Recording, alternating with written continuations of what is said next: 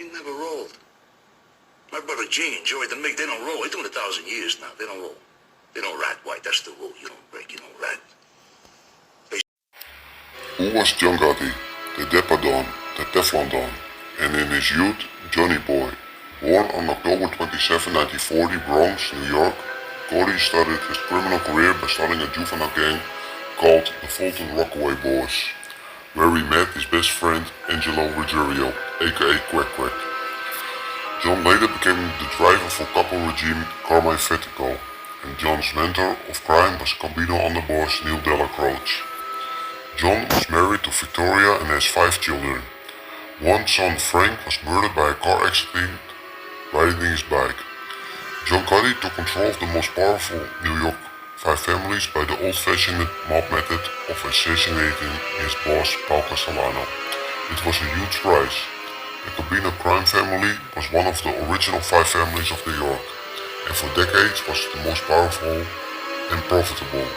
The Gambino family had for decades been one of the most public and most violent of the families. Gotti ordered the murder of the previous boss, Paul Castellano, in 1985. Castellano had been appointed acting boss of the family by aging Carlo Gambino in 1975. Gambino had moved into the family top spot in 1957 after arranging the murder of his boss, Albert Anastasia. Anastasia in turn had been a valet to the boss after his predecessor, Vincent Mangango, disappeared and was presumed murdered in 1951. Gotti's elevation to boss came after members of his crew were addicted for selling narcotics. He reportedly was afraid that Castellano would kill him for violating the family rule against drug dealing.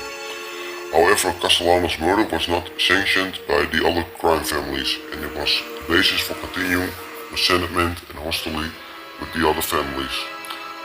Gotti also engendered resentment from other mobsters for being conspicuously flashy, for example by posing for newspaper photos in expensive clothing and have luxury watches. For years that public presence didn't seem to hurt him, through methods that prosecutors would later prove included jury tampering and witness intimidation. Gotti was able to beat federal charges and trials in the 1980s for assault and racketeering, earning him the Teflon Don label from the media. The title was really indicative of Gotti's legal history.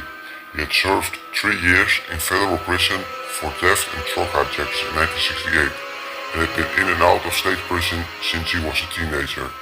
And he wouldn't be the Teflon for long. Local law enforcement and the FBI were winning cases against many of Gotti's high-level associates, while continuing to build their case against Gotti. In 1990, federal agents raided the Ravenite social club, a New York hangout where Gotti regularly did business and which the FBI had successfully blocked for years. Among those arrests with Gotti was his lieutenant Sammy the Bull Garvano. Gotti was charged with racketeering and 5 murders, including the murder of Castellano, conspiracy to murder, illegal gambling, loan sharking, bribery, obstruction of justice, and tax evasion. The evidence against Gotti was sustainable and included incriminating wiretaps of the Ravenite Social Club. Those steps led to the court refusing bail for Gotti, and it also meant the disqualification of 2 of Gotti's favorite lawyers on grounds. The government argued that they essentially were part of the criminal organization. Worse yet, Gotti was heard on the tapes criticizing Garvano, who was disillusioned by his experience working for his boss. Garvano switched sides and in a federal trial testified that Gotti led the Gambino crime family and ordered the murders. This time, Gotti was unable to get the witness or the jury and he was convicted in 1992 and sentenced to life in prison. The Teflon Don. The FBI said that it became the Velcro Don. In 1998, Gotti was diagnosed with cancer. It was treated but returned. In 2002, he died in a federal prison hospital. His son, John Gotti III, took control of the unraveling Gambino family after his father's imprisonment. John Gotti III was arrested and charged with racketeering in 1998, convicted and sentenced to 6 years in prison. He was again arrested and charged with the murder and racketeering in Florida in 2008, but the case ended as a mistrial.